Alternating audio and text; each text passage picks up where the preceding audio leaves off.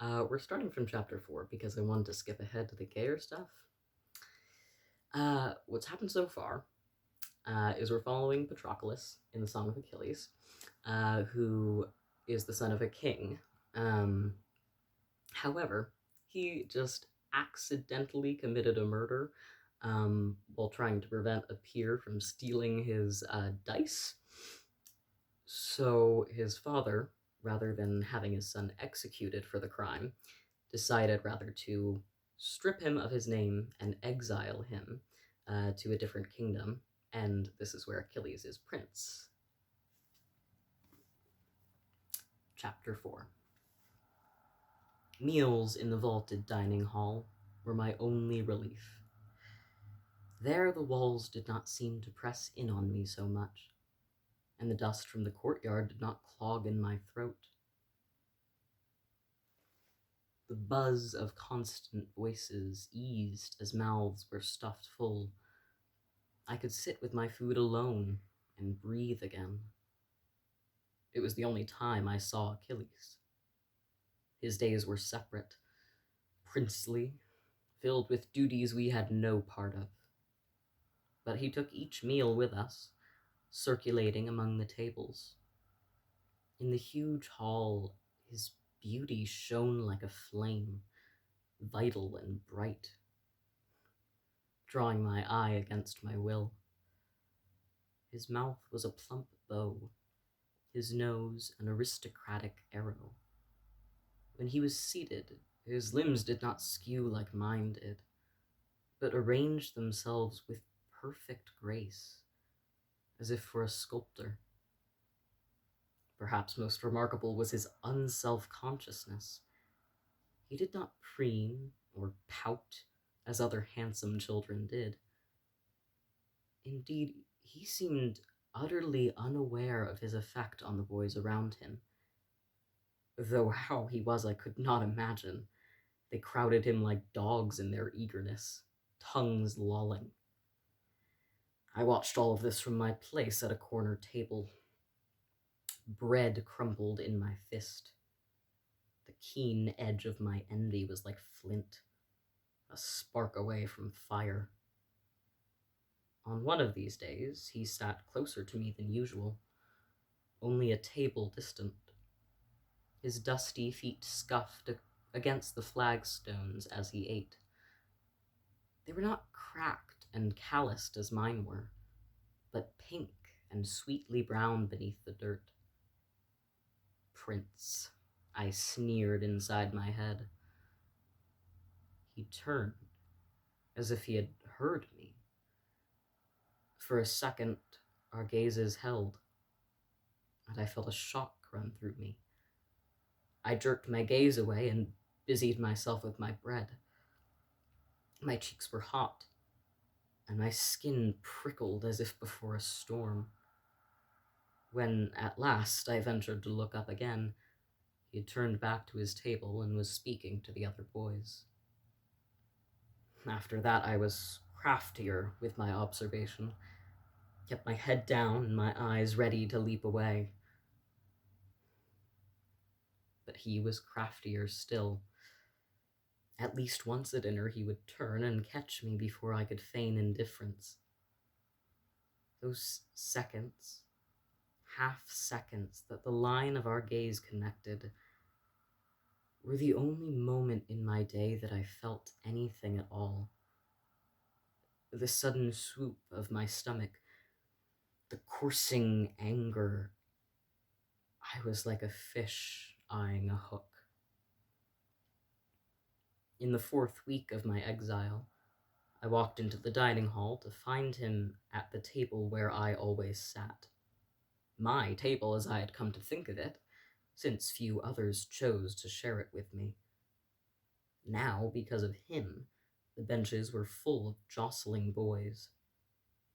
I froze, caught between flight and fury. Anger won. This was mine, and he would not push me from it no matter how many boys he brought. I sat at the last empty space, my shoulders tensed as if for a fight. Across the table, the boys postured and prattled about a spear and a bird that had died on the beach and the spring races. I did not hear them. His presence was like a stone in my shoe, impossible to ignore. His skin was the color of just pressed olive oil, as smooth as polished wood, without the scabs and blemishes that covered the rest of us. Dinner finished, and the plates were cleared. A harvest moon, full and orange, hung in the dusk beyond the dining room windows. Yet Achilles lingered. Absently, he pushed the hair from his eyes. It had grown longer over the weeks I had been here. He reached for a bowl on the table that held figs, and gathered several in his hands. With a toss of his wrist, he flicked the figs into the air.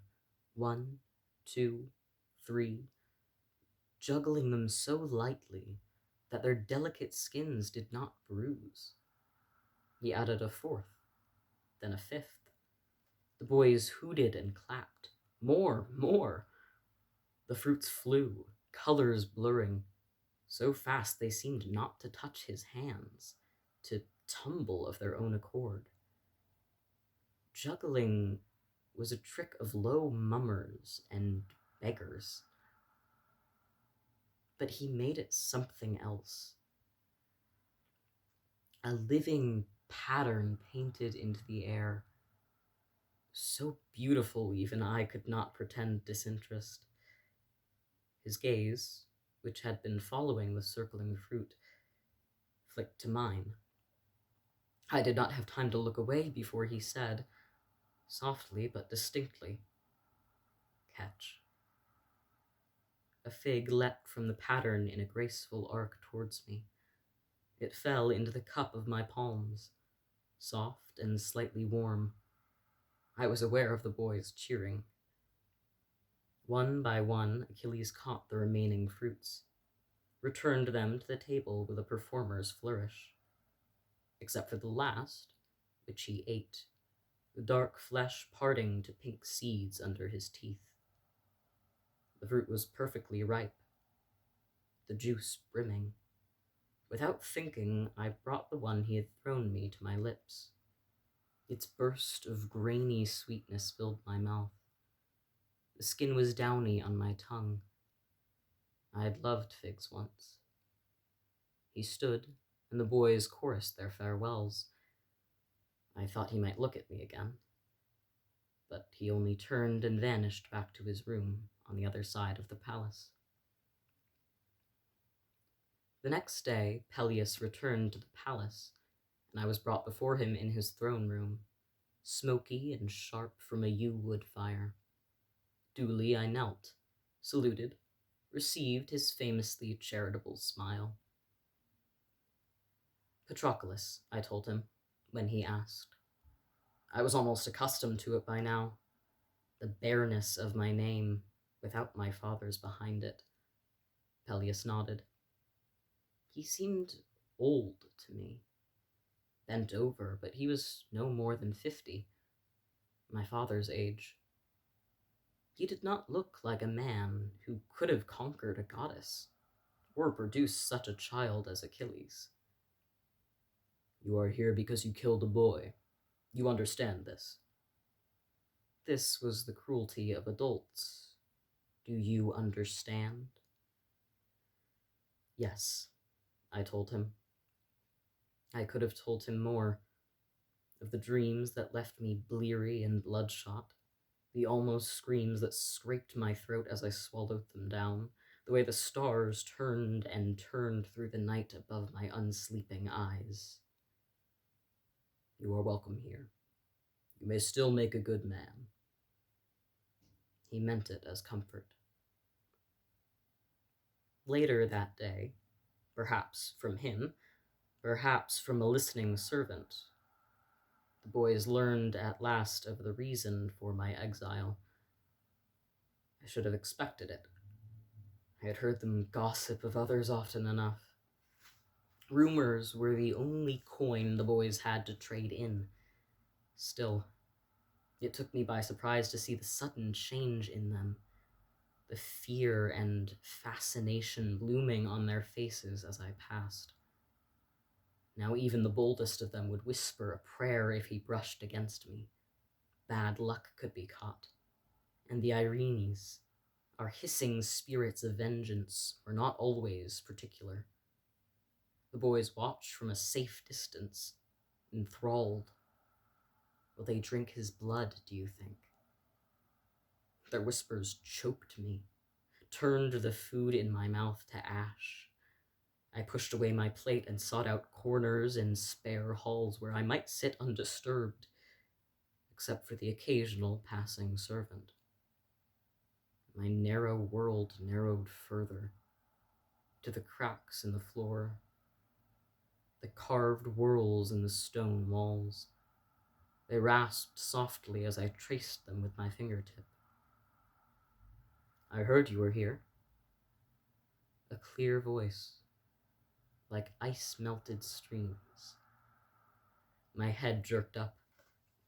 I was in a storeroom, my knees against my chest, wedged between jars of thick-pressed olive oil. I had been dreaming myself a fish, silvered by the sun as it leapt from the sea.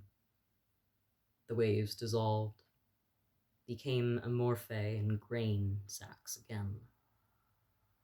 It was Achilles standing over me. His face was serious, the green of his eyes steady as he regarded me. I prickled with guilt. I was not supposed to be there, and I knew it. I have been looking for you, he said. The words were expressionless. They carried no hint of anything I could read. You have not been going to morning drills. My face went red. Behind the guilt, anger rose slow and dull.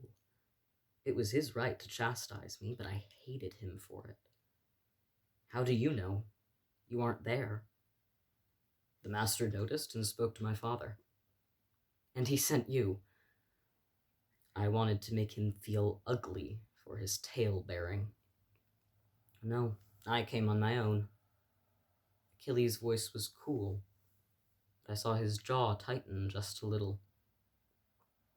I overheard them speaking. I've come to see if you are ill. I did not answer. He studied me a moment. My father is considering punishment, he said. We knew what this meant. Punishment was corporal, and usually public. A prince would never be whipped, but I was no longer a prince. You are not ill, he said. No, I answered, dully. Then that will not serve as your excuse. What? In my fear, I could not follow him. Your excuse for where you've been. His voice was patient. So you will not be punished. What will you say? I don't know. You must say something. His insistence sparked anger in me. You are the prince, I snapped. That surprised him. He tilted his head a little, like a curious bird. So? So speak to your father and say I was with you. He will excuse it. I said this more confidently than I felt. If I had spoken to my father for another boy, he would have been whipped out of spite. But I was not Achilles. The slightest crease appeared between his eyes. I do not like to lie, he said. It was the sort of innocence other boys taunted out of you. Even if you felt it, you did not say it. Then take me with you to your lessons, I said, so it won't be a lie. His eyebrows lifted, and he regarded me. He was utterly still. The type of quiet that I had thought could not belong to humans. A stilling of everything but breath and pulse, like a deer listening for the hunter's bow. I found myself holding my breath. Then something shifted in his face. A decision. "Come," he said. "Where?" I was wary. Perhaps now I would be punished for suggesting deceit. "To my lyre lesson. So, as you say, it will not be a lie. After, we will speak with my father." "Now?" "Yes. Why not?" He watched me, curious. Why not? When I stood to follow him, my limbs ached from so long seated on cool stone. My chest trilled with something I could not quite name. Escape, danger, and hope all at once.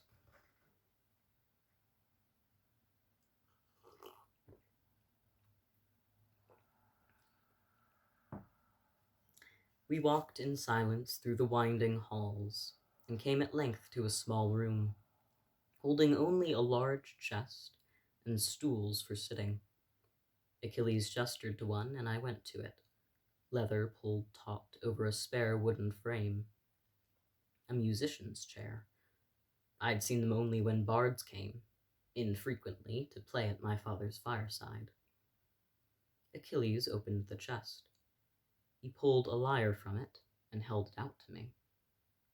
"I don't play," I told him. His forehead wrinkled at this. "Never?" Strangely, I found myself not wishing to disappoint him. My father did not like music. "So, your father is not here?" I took the lyre. It was cool to the touch and smooth. I slid my fingers over the strings, heard the humming almost note. It was the lyre I'd seen him with the first day I came. Achilles bent again into the trunk, pulled out a second instrument, and came to join me. He settled it on his knees. The wood was carved and golden, and shone with careful keeping. It was my mother's lyre, the one my father had sent as part of my price. Achilles plucked a string. The note rose warm and resonant, sweetly pure. My mother had always pulled her chair close to the bards when they came, so close my father would scowl and the servants would whisper. I remembered suddenly the dark gleam of her eyes in the firelight as she watched the bard's hands. The look on her face was like thirst. Achilles plucked another string, and a note rang out, deeper than the other. His hand reached for a peg, turned it. "That is my mother's lyre," I almost said. The words were in my mouth, and behind them others crowded close. "That is my lyre." But I did not speak. What would he say to such a statement? The lyre was his now. I swallowed, my throat dry. "It's beautiful." "My father gave it to me," he said, carelessly. Only the way his fingers held it, so gently, stopped me from rising in rage. He did not notice. "You can hold it if you like." The wood would be smooth and known as my own skin. "No," I said, through the ache in my chest. "I will not cry in front of him." He started to say something, but at that moment the teacher entered, a man of indeterminable middle age. He had the calloused hands of a musician, and carried his own lyre, carved of dark walnut. "Who is this?" he asked. His voice was harsh and loud. "A musician, but not a singer." "This is Patroclus," Achilles said. "He does not play, but he will learn." "Not on that instrument." The man's hand swooped down to pluck the lyre from my hands. Instinctively, my fingers tightened on it. It was not as beautiful as my mother's lyre, but it was still a princely instrument. I did not want to give it up. I did not have to. Achilles had caught him by the wrist, mid-reach. Yes, on that instrument if he likes. The man was angry, but said no more. Achilles released him, and he sat, stiffly. "Begin," he said. Achilles nodded and bent over the lyre. I did not have time to wonder about his intervention. His fingers touched the strings, and all my thoughts were displaced. The sound was pure and sweet as water, bright as lemons. It was like no music I had ever heard before. It had warmth, as a fire does, a texture and weight like polished ivory. It buoyed and soothed at once. A few hairs slipped forward to hang over his eyes as he played. They were fine as lyre strings themselves, and shone. He stopped, pushed back his hair, and turned to me. "Now you." I shook my head, full to spilling. I could not play now. Not ever if I could listen to him instead. "You play," I said. Achilles returned to his strings, and the music rose again. This time he sang also, weaving his own accompaniment with a clear, rich treble. His head fell back a little, exposing his throat, supple and fawn-soft skin. A smile lifted the corner of his mouth. Without meaning to, I found myself leaning forward. When at last he ceased, my chest felt strangely hollowed. I watched him rise to replace the lyres close to the trunk. He bid farewell to the teacher, who turned and left. It took me a long moment before I came back to myself, to notice that he was waiting for me. "We will go see my father now." I did not quite trust myself to speak, so I nodded and followed him out of the room and up the twisting hallways to the king.